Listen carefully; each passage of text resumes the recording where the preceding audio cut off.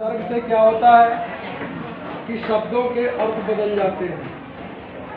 उपसर्गेन धात्वर्थो बलात् अन्यत्र नीयते, ऐसा कहा गया है कि उपसर्ग से अर्थ बदलते हैं। कैसे बदलते हैं ये देखिए।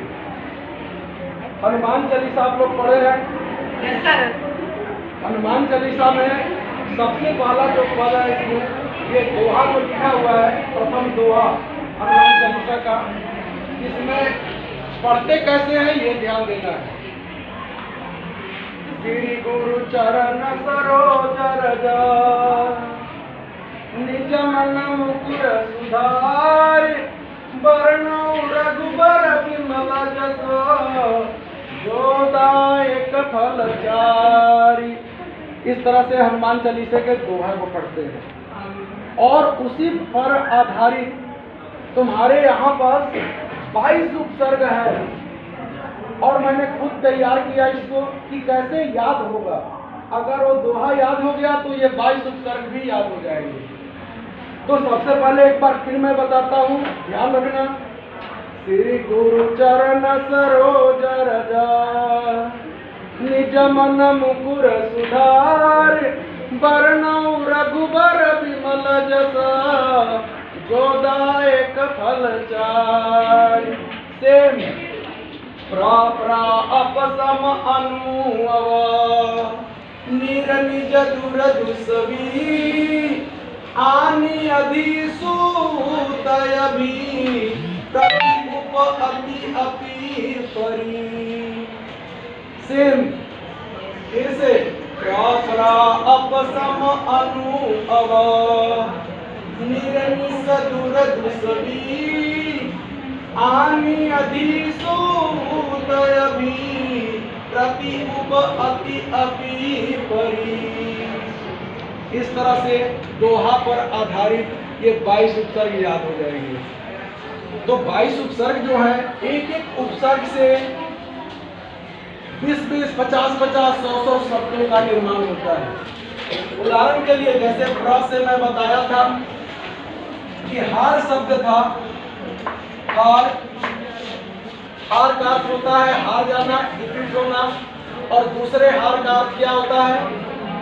गले का चेन। इसमें मैं बताया था कि प्र उपसर्ग लगा दीजिए यहाँ पर हार में, तो क्या बन गया? प्रहार। ऐसे ही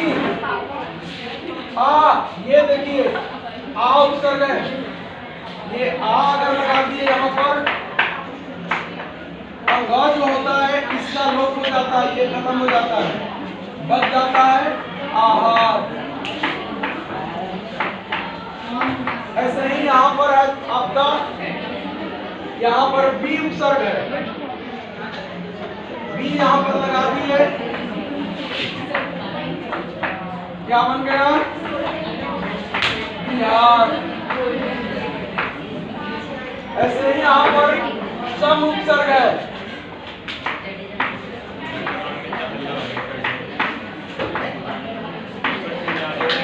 ये मां का क्या हो जाता है? अनुस्वार हो जाता है।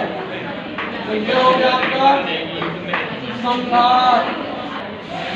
आहार का अर्थ होता है खाना, बिहार का अर्थ होता है घूमना,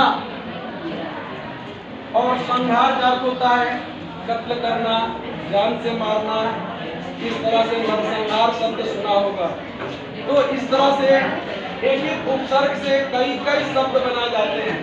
परा से पराभव, अप से अपकार, उपकार के उल्टा अपकार, सम से संसार, ऐसे ही अनु से अनुग्रह, अनुशासन, अव से अवग्रह। ऐसे सारे शब्दों का निर्माण होते चला जाता है। शब्द वही रहते हैं, उपसर्ग लगाने से उसके अर्थ बदलते चले जाते हैं, जैसा कि आप लोगों ने अभी देखा इसमें। ठीक है, तो इस तरह से प्रत्ययों का भी मैं ध्यान कराऊंगा। प्रत्यय एक साथ बहुत सारे हैं, उन प्रत्ययों के बारे में भी मैं बताऊंगा। ये उपसर्ग के बारे में बताया गया, जो 22 उपसर्ग होते हैं वो कैसे याद हो, तो इसी तरह से आपको याद करना है। प्रसम अनुव निर निज दूर दुसवी आंग अधीसो ऊर्ध अभी प्रति उप अति अपि परि। इस तरह से 22 उपसर्ग आपको याद हो जाएंगे। चलो ठीक है, इस तरह से अपना लिख लेना, याद कर लेना।